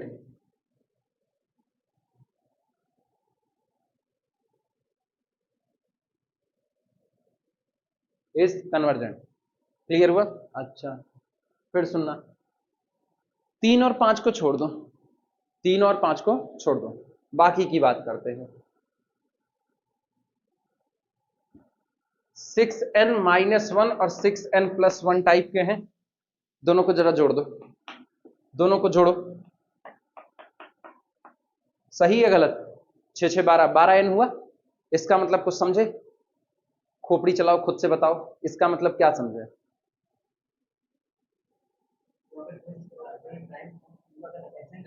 हाँ, 12 का मल्टीपल होगा। 3 और 5 को छोड़ दो, इसका जितने ट्विन प्राइम के पेयर हैं इनको आपस में अगर जोड़ दिया जाए तो सब के सब 12 के मल्टीपल ही तैयार होंगे, कोई और तैयार नहीं होगा।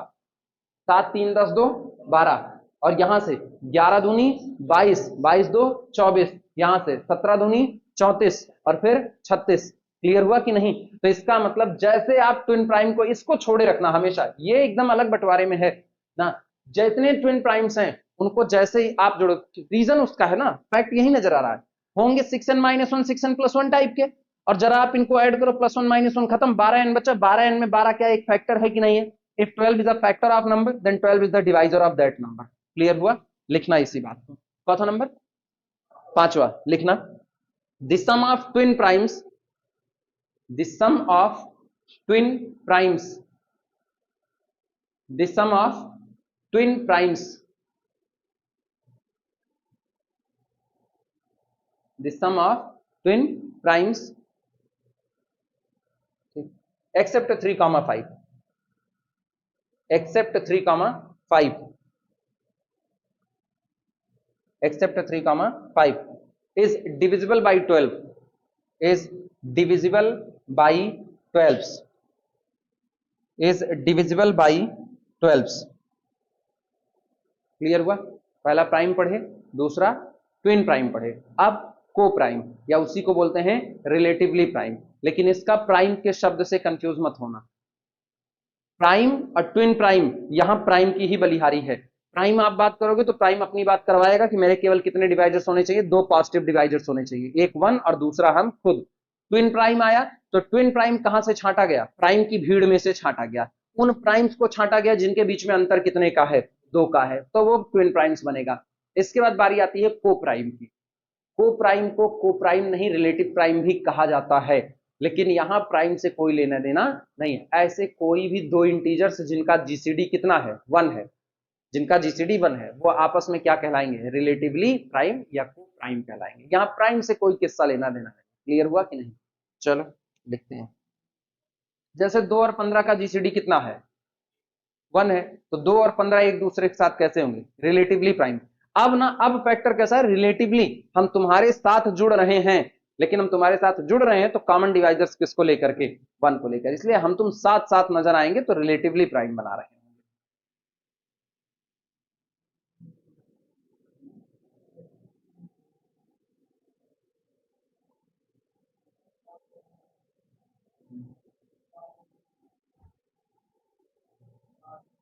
लिखना, हेडिंग डाल दो, coprime integers, coprime integers, coprime integers.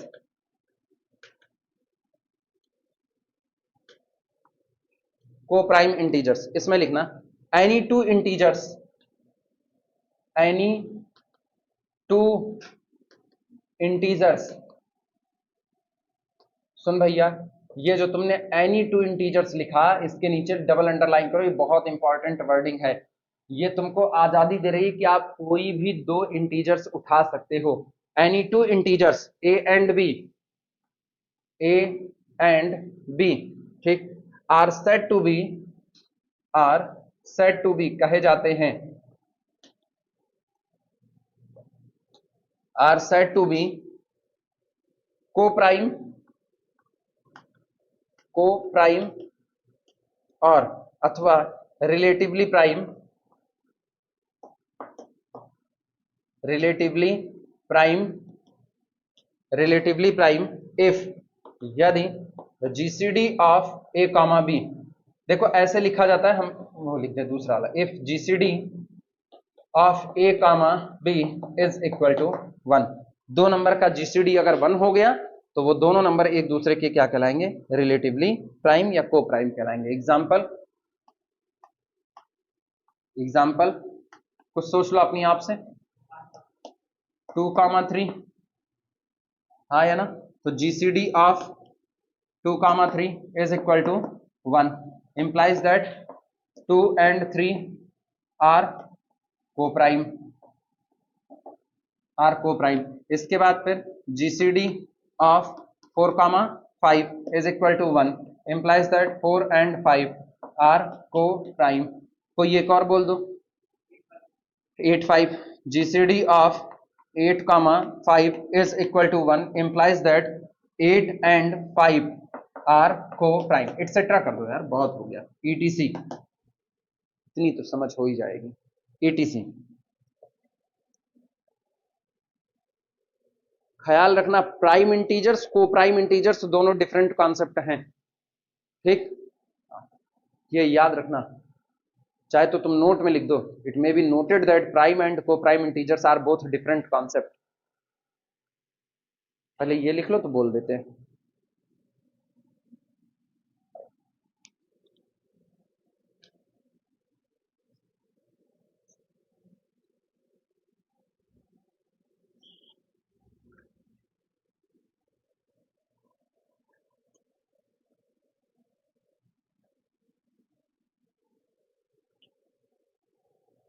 अब जो हम करवाएंगे ना, यही रिजल्ट इस्तेमाल होता है जीसीडी को निकालने में, जो अब करवाएंगे यही रिजल्ट इस्तेमाल होता है।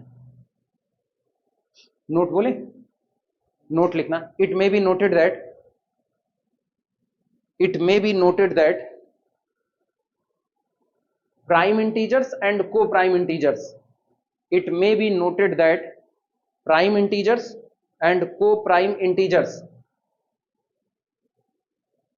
both are different concept, it may be noted that prime integers and co-prime integers both are different concept,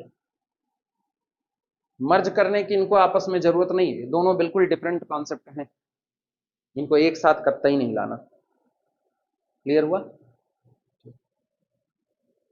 हाँ, मतलब कोई ये कहे ना को प्राइम बताओ तो तुम प्राइम से उसको रिलेट करने लगो ना, सिंपल सा, कोई दो इंटीजर जिनका जीसीडी 1 है वो क्या कहलाएंगे, को प्राइम कहलाएंगे।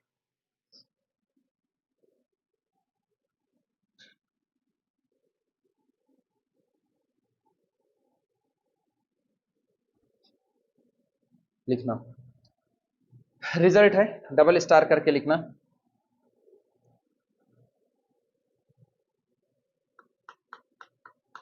लिखो इसमें, if A comma B, if A comma B both belong to the integers set Z, ठीक, are not both zero, are not both zero, ये आ तो रहा है नानस, are not both zero, and q comma r belong to the integer set z such that a can be written as b into q plus r, ठीक, then अब तरीका देखना, ए ऐसे एरो बनाया और ऐसे एरो बनाया, इसका मतलब समझो, इसका मतलब होता है, थ्योरम कहती है अगर ए और बी दो इंटीजर्स हैं लेकिन दोनों जीरो नहीं होने चाहिए, कोई एक जीरो हो चलेगा लेकिन दोनों जीरो नहीं होने चाहिए। क्यों? हम जीसीडी निकालने का प्रोसेस कर रहे हैं, तो दोनों जीरो हो गया तो जीसीडी इनडिटर्मिनेट हो जाएगा। अगर ए और बी दोनों साथ साथ जीरो ना हो, ऐसे कोई भी दो इंटीजर्स आप चुन लो, तो आपको क्यू और आर दो इंटीजर्स ऐसे मिल जाएं कि आप A is equal to B Q plus R लिख सकते हो। अगर आप ये क्रिएट कर सकते हो तो GCD of A B always equal to GCD of B R. तो ए और बी का जीसीडी वही होगा जो बी और आर का होगा। Then GCD of A B is equal to GCD of B are.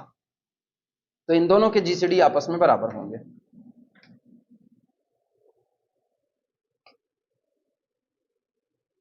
अब ये मेरी मदद कैसे करेगा वो उसको एक सवाल तुरंत हम करवा करके तुमको दिखा भी देते हैं, ये मेरी मदद कैसे करेगा।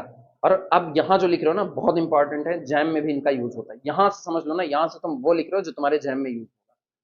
ठीक, तो इनसे तुम इनकार नहीं कर सकते हो। मैंने ग्रुप थ्योरी रोकी जरूर है, इसीलिए हम नंबर थ्योरी को बीच में लेकर के आए, जिससे पढ़ते वक्त ये ख्याल रहे कि ये बीच का हिस्सा ही तुम्हारे लिए जरूरी है। अगर हम इसको काट के अलग कर देते ना, साइकोलॉजिकल क्रिएट होता है यार, नहीं नंबर थ्योरी इतनी ज्यादा जरूरी नहीं, ग्रुप थ्योरी ज्यादा जरूरी है ना, ये भी जरूरी है, बीच में रखे हुए। जैसे एग्जाम्पल के तौर पर कोई दो नंबर बोलो जिनका जीसीडी निकालना हो, कोई दो बोलो अपनी मर्जी से, नहीं सर पूछ के बैठे होंगे। कितना? 18 और 15। ठीक है, चलो दो नंबर का मुझको जीसीडी निकालना है, जीसीडी ऑफ 18 कामा 15। सबसे पहले आप एक काम करो ना, आप छोटे नंबर को चुन लो। आप भाग किससे देते हो, छोटे नंबर से या बड़े नंबर से? छोटे नंबर से। तो आप इधर लिखो 18 इज इक्वल टू, और आप इधर लिखना 15, 15 एक के 15 और फिर 3 18। क्लियर हुआ कि नहीं? तो GCD of 18 and 15 is equal to GCD of 15 and 3। Clear हुआ? तो GCD of 18 comma 15 is equal to GCD of 15 comma 3। अब मेरे को पता है 3 इज द डिवाइजर ऑफ 15, यानी दिस इज इक्वल टू, तो 15 और 18 का जीसीडी कितना होगा? 3 होगा। अच्छा मान लो तुम फंस जाते, मान लो फंस जाते, तो अभी देखना फिर हम यही करते। अब हम इन दोनों को चुनते, इन दोनों को, और सोचो तब हम क्या लिखते, तब हम लिख रहे होते 15 इज इक्वल टू 3 इंटू 5, 3 5 15, और रिमाइंडर कितना बचता? 0 बचता। क्लियर हुआ? तो सोचो GCD of 15 and 3 is equal to GCD of 3 and 0, और याद करो मैंने लिखा है GCD of 0 comma A is equal to mod A. तो 3 और 0 का जीसीडी कौन? 3 तब पर भी आता। आप आगे बढ़ जाते तब भी। कोई और नंबर बोलो, बोलो बोलो बोलो। 16 12। तो देखना सबसे पहले 16 को इधर लिखो, अब 12 को आप इधर लिखो, तो 12 एक के 12 और 4 कितना हो गया? 16। तो GCD of 16 12 is equal to GCD of 12 4। अब आप 12 और 4 को चुनो, जिन पर एरो लगा वही चुने जाएंगे। तो 4 तिहाई 12 और प्लस कितना चढ़ा? 0। तो GCD of 12 4 is equal to GCD of 4 0। तो यानी पूरा रिलेशनशिप क्या बना? पूरा रिलेशनशिप देखना, पूरा relation GCD of 16 12 is equal to GCD of 12 comma 4, और 4 तिहाई 12, और फिर भी आगे बढ़ जाए GCD of 4 comma 0 and result will be. सहमत हो? तो ये तुमको लग रहा है अरे ये तो वैसे भी दिख रहा था ना, जिस दिन नंबर बहुत बड़े बड़े होते हैं, जैसे हम कहें कि जीसीडी निकालो इन दोनों का, जीसीडी निकालो, अभी फंस चुके हो बुरे तरीके से ना। अब तुमको क्या करना है, अब तुमको बिल्कुल इसी पैटर्न पर निकालना पड़ेगा, क्योंकि तब ये जल्दी आ जाएगा। जब आप डिवाइड करते हो तो आप बड़े तेजी से घट रहे होते हो, हाँ या ना? डिवाइडेशन में आप बड़े तेजी से कम हो रहे होते हो। नॉर्मली आप मल्टीपल चेक कर रहे हो एक, अब इसका कितना मल्टीपल तुम चेक करोगे? हाँ बहुत है ना, वो छोड़े रखेंगे।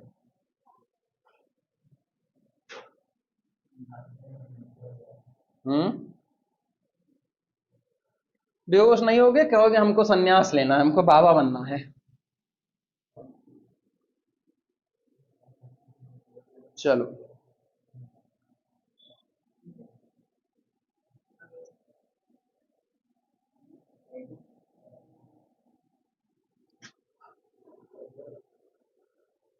प्रूफ नहीं दे, प्रूफ नहीं दे रहे हैं, ठीक है। हाँ मतलब प्रूफ करेंगे यार, बिना मतलब आधे पन्ने का प्रूफ जाएगा? हर किताब में प्रूफ मिलेगा मिलेगा, फिर भी अगर तुम्हारे दिल में आ रहा हो कि नहीं पता नहीं कैसे लिख रहे हैं, तो कराएं प्रूफ। ना, नहीं कराए ना। हाँ, तुम में से ज्यादा कामचोर हो, पता है मुझको ना। चलो रिजल्ट लिखना फिर से। रिजल्ट, अच्छा ये रिजल्ट नंबर 1 हो गया। रिजल्ट नंबर 2 पर आ जाओ ना। कितना अच्छा होता जब स्टूडेंट टीचर दोनों कामचोर होते हैं। हम नहीं है, तुम लोग कह रहे हो, नहीं तो हम करा देते। लिखो इफ, यदि GCD of A comma B, दुनिया हमको कामचोर समझने की गलती कर सकती है, then then GCD of B comma R is equal to 1। अगर ए और बी का जीसीडी कितना है 1, तो बी और आर का जीसीडी कितना होगा 1। और आर कौन है? R is the remainder. R कौन होगा? रिमाइंडर, जो डिवाइड करने के बाद बचेगा। दैट इज करके लिखो, दैट इज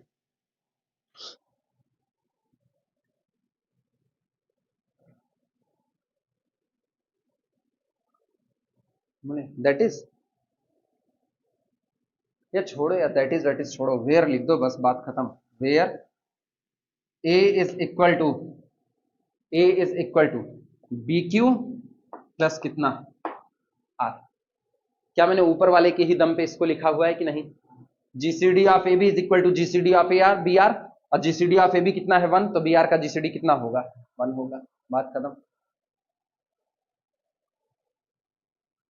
अब ये याद रखना, मैंने बी से डिवाइड लगाया है और आर रिमाइंडर है। क्लियर हुआ? अगर किसी ने उल्टा लिख दिया ना, बी को इधर लिखा, तो आप डिवाइड किससे लगा रहे होगे? ए से, तो ए क्यू प्लस आर लिखा जा रहा होगा। क्लियर? चलो, इसी को बोलते हैं। अब यहां से हम लोग प्रोसेस अपनाएंगे यूक्लिडियन एल्गोरिथम का। यहीं से प्रोसेस चलेगा यूक्लिडियन एल्गोरिथम। ठीक, हेडिंग डाल दो, यूक्लिडियन एल्गोरिथम।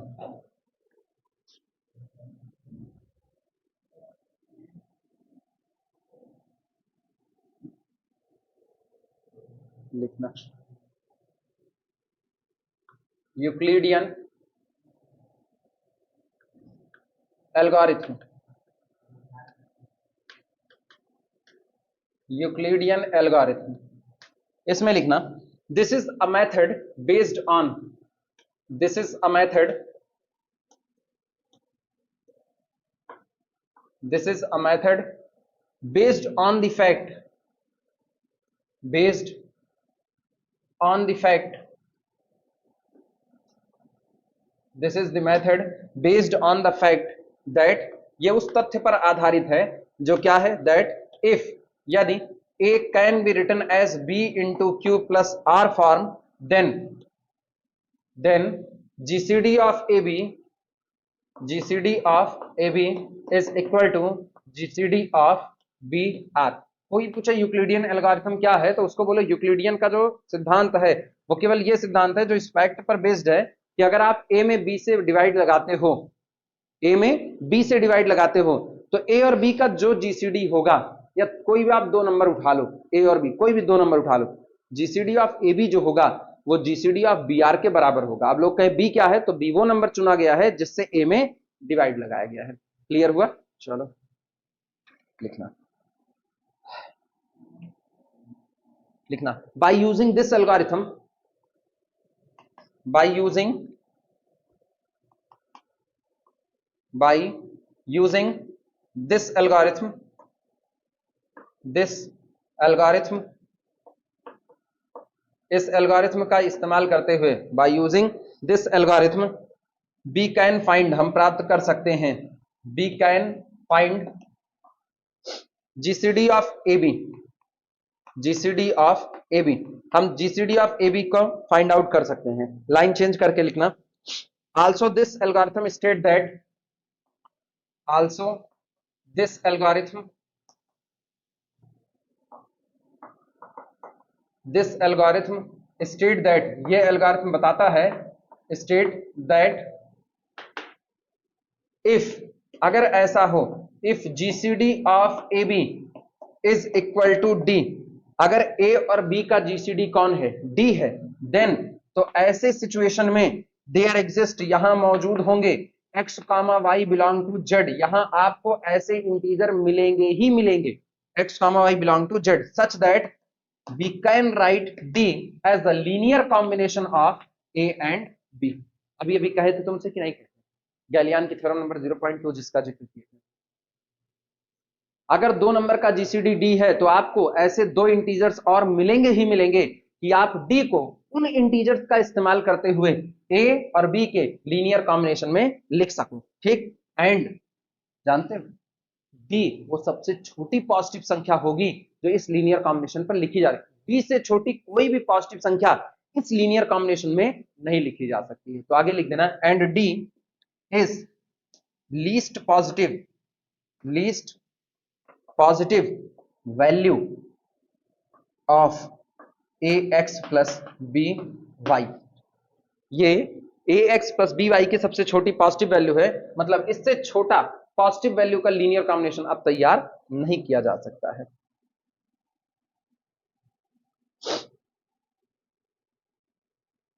क्लियर हुआ?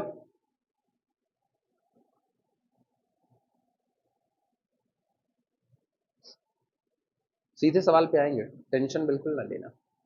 हाँ, मेरे को प्रूफ में बहुत इंटरेस्ट नहीं है, क्योंकि प्रूफ हम जानते हैं हर किताब में मिल जाएगा बाकायदा समझाया हुआ, इसीलिए मुझको केवल न्यूमेरिकल प्रैक्टिस करनी। बोलो अनस, क्या सोच रहे हो?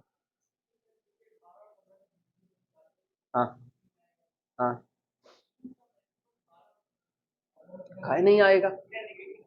अरे नेगेटिव यूज करना पड़ेगा, इसीलिए उसने क्या कहा, there exist X and Y belong to Z. आप कोई भी इंटीजर चुनो, लेकिन आप पॉजिटिव नेगेटिव जो मर्जी वो इंटीजर चुन लो, लेकिन अगर आपसे कोई कहे 3 के अलावा 12 और 15 का जीसीडी कौन आया? 3। 3 के अलावा 12 और 15 का इस्तेमाल करके कोई और पॉजिटिव नंबर बना लो तो वो हमेशा 3 से बड़ा ही बनेगा। 3 से सबसे छोटा 3 ही बनेगा। नहीं समझे मेरी बात को? सुनो,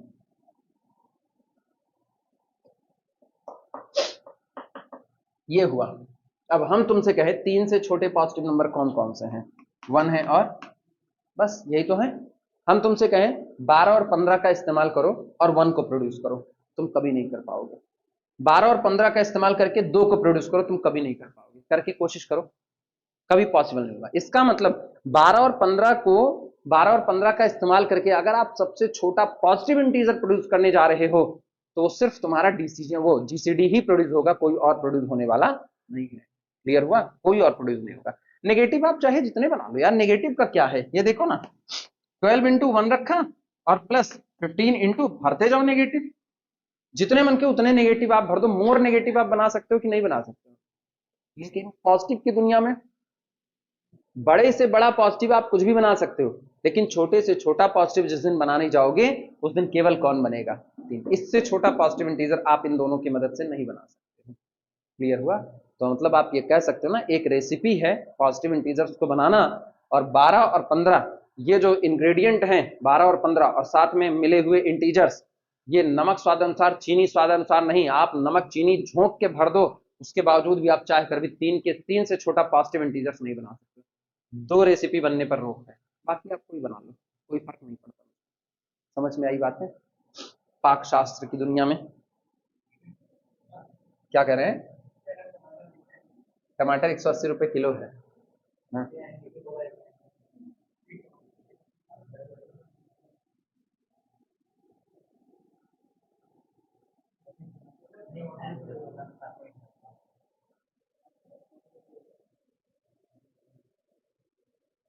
अभी पता है, अभी अभी जो कंडीशन चल रही है, मतलब हर आदमी के दिमाग में गुस्सा 7वें आसमान पे भरा हुआ है। हर सबके दिमाग में, मतलब हम खुद को भी कह रहे हैं, ऐसा नहीं आदमी जानवर होता है, तो हम खुद को भी कह रहे हैं। उसके बाद जैसा और माहौल चल रहा है, पढ़ाई भी महंगी, ठीक है, मतलब किसी की सरकार रही हो, ऐसा नहीं कि ये मोदी जी की ही सरकार है, किसी की भी रही हो। भाई कांग्रेस के भी जमाने में महंगाई तो थी ही थी, इनकार किया नहीं जा सकता है। सिलेंडर की लाइन वहां भी लगी ही हुई थी, जो और दिक्कतें थी सो थी ही थी। मतलब दिक्कतों का एक पिटारा बनाओ तो शायद हिंदुस्तान में दिक्कतों का पिटारा ज्यादा भारी पड़ेगा, सहूलियत का कम पड़ेगा किसी भी सरकार में।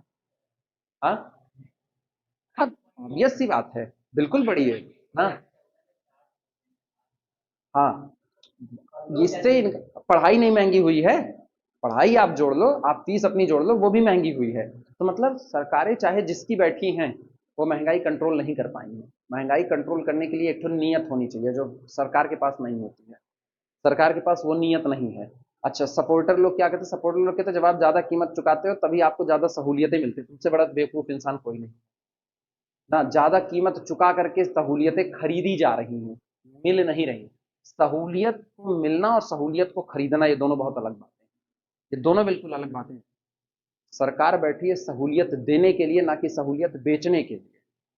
और जब आप सहूलियत बेचने पर आ गए तो इसका मतलब है जिसके पास पैसा ज्यादा होगा वो सहूलियतें खरीद पाएगा, जिसके पास नहीं होगा वो नहीं खरीद पाएगा। बड़ी सिंपल सी बात है। ठीक, तो सरकार किसी की भी बैठे ना, उसने महंगाई रोकने की तरफ बहुत ज्यादा ध्यान नहीं दिया है। खाली सब कहने की बात है, सब झूठ है, एक पिटारा है। तो वो पुराना वाला एक तो सॉन्ग था, उसको सर्च करना ना, वो याद आता है, जिसमें वो लाइन थी, आग है लगी हुई हर तरफ यहाँ वहां, जल रही है ये जमी जल रहा है आसमां। ये पुराना है, बहुत पुराना है, लेकिन अभी ना ये एकदम चरितार्थ है पूरे तरीके से, आप इससे इनकार नहीं कर सकते। डिग्री कॉलेज में देखो हालत खराब है, पता ही चल रहा है। अब सोचो टीचर कितने पे नौकरी करने पे आ गया है। टीचर एडहॉक बेसिस पे लड़के नौकरी कर रहे हैं, 3,000 रुपए, 6,000 रुपए, 5,000 रुपए। ये डिग्री कॉलेज में एडहॉक बेसिस पे है, एडहॉक बेसिस पे। अप्रूव्ड टीचर बेचारे क्या कर रहे हैं? अप्रूव्ड टीचर ना, मतलब ये ना एग्जाम्पल देने में लोग कहते हैं ना, दिल्ली यूनिवर्सिटी में देखो इतना पा रहे हैं ना, उसके बाद एलयू में इतना पा रहे हैं, यहाँ फलाने इतना, ढिमाके इतना। आओ ना छोटे शहर में देखो, तुम बड़े को काय देख रहे हो? बड़े को तो सब देख ले रहे हैं, छोटे को जब तक नहीं देखो तब तक नहीं होगा। छोटे शहर में क्या कंडीशन चल रही है? अप्रूव्ड टीचर कितना पा रहा है? 18,000। बस डिग्री कॉलेज में 18,000 की सैलरी कोई मायने नहीं रखती है। और 18,000 आज की तारीख में लेबर मजदूर का जोड़ दो, वो भी इससे ज्यादा निकाल देंगे। लेबर मजदूर इससे ज्यादा निकाल देंगे, और आप पढ़े लिखे होकर के 18,000 पे काम कर रहे हो। फीस तब भी आसमान छू रही है। तो मैनेजमेंट गड़बड़ है। मैनेजमेंट कंट्रोल कौन करेगा? सरकार करे ना। सरकार को फुर्सत नहीं मैनेजमेंट को कंट्रोल करने की। क्यों? मैनेजमेंट किसका है? पैसे वालों का। सरकार किसकी है? पैसे वालों की। वो दे रहे हैं तभी सरकार चल रही है। कोटा में या कहीं भी जो भी बड़े कोचिंग संस्थान रन कर रहे हैं, क्या ये बिना नेताओं की शह के रन कर जाएंगे? नहीं कर पाएंगे। ट्रू फैक्ट से इनकार किसको? अगला रिजल्ट लिखना। रिजल्ट क्या? इसको रिमार्क पे कर दो, ये रिमार्क पे ले लो। या डबल स्टार बना करके रिजल्ट लिखे थे ना? डबल स्टार बना के रिजल्ट लिखे थे। फिर बना लो, ये तो अपने हाथ की चीज है। लिखना, if GCD of A B is equal to 1, if GCD of A comma B is equal to 1, that is, अर्थात A and B are coprime, A and B are coprime, A and B are co-prime, then there exist x comma y belong to the Z such that ax plus by is equal to 1। क्या मैंने पुराने वाले result का ही particular case लिखा है? वहां GCD कौन था? डी। यहां कौन है? 1। को प्राइम है तो लीनियर कॉम्बिनेशन में ही। इसके बाद अगला रिजल्ट लिख लेना। सुनो, अगला रिजल्ट बड़ा अच्छा है और बहुत यूजफुल है। If GCD of A B is equal to D, अगर ए और बी का जीसीडी कितना है? डी, और कोई ये बोल दे कि आप हमको ये बताओ कि GCD of A upon D comma B upon D कितना होगा। पहले तो ए और बी का जीसीडी कितना हुआ? डी हुआ, और अब उसने ए और बी को डी से डिवाइड लगा दिया, और तब जो दो नंबर आए उनका जीसीडी मांगा, तो इनका जीसीडी होगा 1। ये मत सोचना कि डी को इधर ट्रांसफर किए हैं, ए बाई डी और बी बाई डी लाए, ऐसा कुछ नहीं है। वो प्रूफ के दौरान साबित होता है। अलग वैसे रहा, याद करने के लिए आप याद कर सकते हो ऐसा।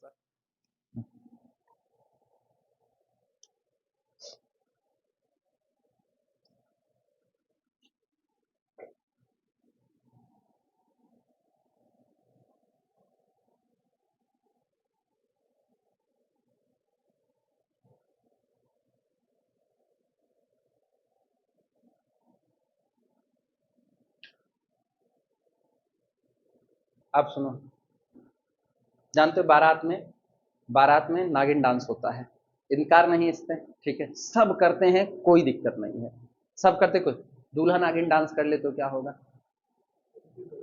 नहीं, पता है पूरी बारात रुक करके उसी को देखेगी, वो करे तो। मतलब तबाही वाला डांस अगर किसी का होगा नागिन डांस में तो दूल्हे का होगा। इस पूरी बारात में दूल्हा डी है और कोई नहीं है। पूरे सेंस का मतलब यही है, ये बिहेवियर किसी दूसरे डिवाइजर्स के पास नहीं होगा। जैसे एग्जांपल के तौर पर ये सोचो तुम, क्या 12 नहीं, हाँ ठीक है, 12 और 18 और 20, 18 और 20 का डिवाइजर क्या 2 है कि नहीं है? 2 है। तो जरा देखना, जीसीडी ऑफ 18 एंड 20 पहले बताओ क्या होगा? पक्की बात है 2 होगा? तो गौर करो, तो जीसीडी ऑफ 18/2 9 और 10 कितना हो जाएगा? 1 हो जाएगा। ये तो चलो ठीक है। अच्छा, कोई ऐसा नंबर लो जिसका डिवाइजर काफी सारे हो, जिसके डिवाइजर्स काफी सारे हो, जैसे 15 ले लो और कितना ले लो 25, कितना 24 36, ठीक है। तो अपन लोग ले लेते हैं कॉमन डिवाइजर्स ऑफ 24 एंड 36। एक कॉमन डिवाइजर्स बोलो इसका 24 36 का, 2, ठीक है। अब सुनो, तो जीसी अगर कोई मुझसे कहे कि जीसीडी ऑफ 24/2 36/2 करो, कॉमन डिवाइजर 2 है और 2 से मैंने दोनों को डिवाइड करके फिर हम जीसीडी निकालने जा रहे हैं, कोप्राइम नहीं आएगा। देखो ना, 24/2 12 और इधर से कितना 13, 12 और 13 का जीसीडी कितना 1। इसके पास ये बिहेव निकल आया 2 के पास, इसके अलावा 2 के अलावा, 2 के अलावा नहीं, 24 और 36 का जीसीडी क्या है? 24 36 का जीसीडी कितना है? 12 है, ठीक। अच्छा, 2 के अलावा कोई और डिवाइजर? 3। तो 24 बटे कितना 3 और 36 बटे कितना 3, देखो कितना आएगा 8 और उधर से 12। क्या 8 और 12 भी आपस में कोप्राइम होंगे? नहीं, इनका जीसीडी 1 नहीं आएगा। तो इसका मतलब अगर हम जीसीडी के सेंस में बात करेंगे तो जीसीडी कंफर्म है। 2 नंबर का जीसीडी अगर डी है और दोनों नंबर को डी से डिवाइड कर दो तो आए हुए फैक्टर कोप्राइम होंगे। लेकिन अगर आपने जीसीडी के अलावा जो और कॉमन फैक्टर है उनसे डिवाइड लगाया तो दोनों आए हुए फैक्टर कोप्राइम होंगे, इसकी कोई गारंटी। जैसे 2 में हो गए लेकिन अगले वाले में नहीं हुए। क्लियर हुआ इसका?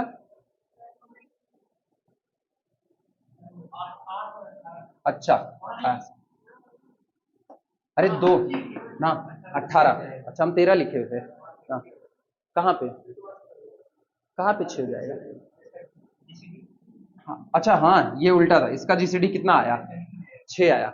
तो इसका मतलब कहीं नहीं आने वाला है, कहीं नहीं आएगा। रुको बता रहे हैं, बात नहीं, तुम लोग उल्टा पुल्टा वो निकल ही है। 12 13 जीसीडी तो 1 होता ही होता है, भाग कौन दिया था हम? नालायक। कोई 2 नंबर वैसे ही चुनते हैं रैंडमली। जैसे अपने लोग एक चुन लेते हैं, मान लो 18 और दूसरा हम लोग चुन लेते हैं 16। अब हम तुम्हारा कहा नहीं करेंगे, अब हम अपनी मर्जी से करेंगे 18 और 16। अब तुम कहते रहो सर रट करके बैठे होंगे, ठीक है।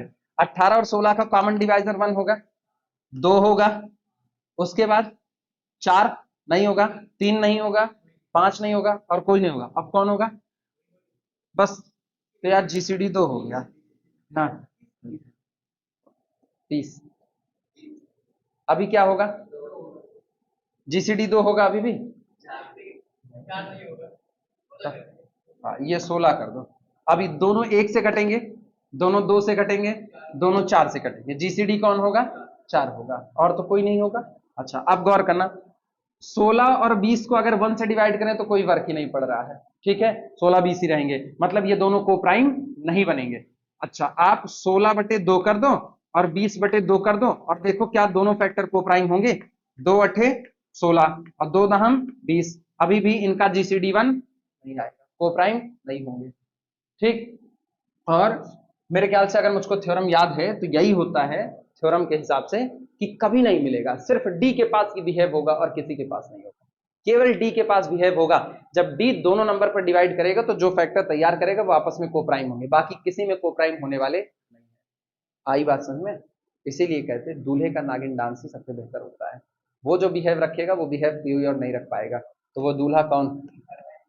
हाँ, नहीं करा के तो देखो, काय नहीं करेगा। 2 घूंट इधर उधर दे दो, उसके बाद मारेंगे उलट जाओगे ना। ये ऐसे हो। अच्छा, सबको कैलकुलेशन हम सिखा रहे हैं, तुम हमको कैलकुलेशन सिखा रहे हो, ये कौन सा ऐसा सजेशन ना दो जिसमें महाभारत छिड़ जाए। हाँ, इन्हीं को उठा ले जाए, इन्हीं को सहवाला बना देंगे ना, सबसे सही रहेगा। न्योता काय तुमको देंगे हम, आओगे तो खाना खाओगे ना। हाँ, अरे हाँ, तब वो संग्राम कब मचा था, कल या परसों?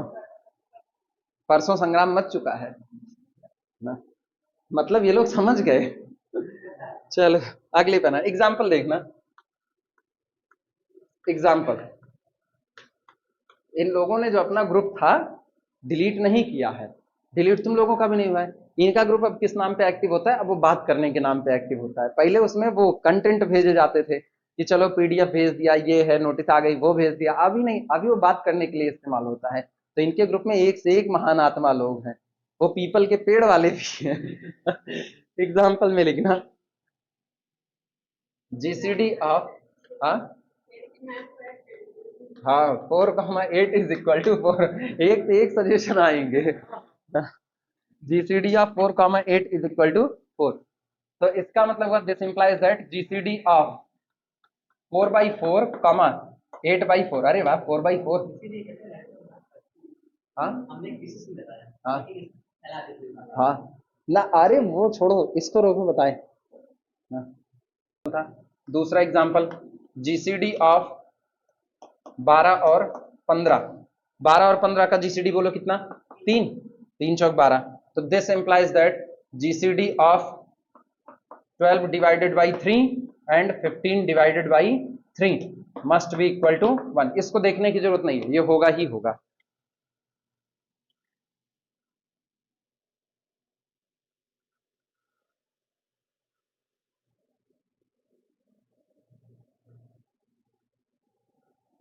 सुनना, ये जहां पर लिखे हो इसी के आगे, 2 is the divisor of 4, 2 is the divisor of 8, but लेकिन 2 4 का डिवाइजर है, 2 8 का भी डिवाइजर है, लेकिन इसके बावजूद भी but GCD of 4/2, 8/2 does not equal to. Other के लिए ये बात होल्ड नहीं करती है, लेकिन हाँ जीसीडी के लिए ये बात तय है कि अगर आप जीसीडी से डिवाइड लगाते हो तो जो दो फैक्टर तैयार होंगे वो आपस में कैसे होंगे, वो प्राइम होंगे। नोट कर लो। अरे इसी पर रोक दो ना, 9:44 तक पहुंच गए ना, इसी पर रोक दो, पहुंच चुके हैं अपने लोग।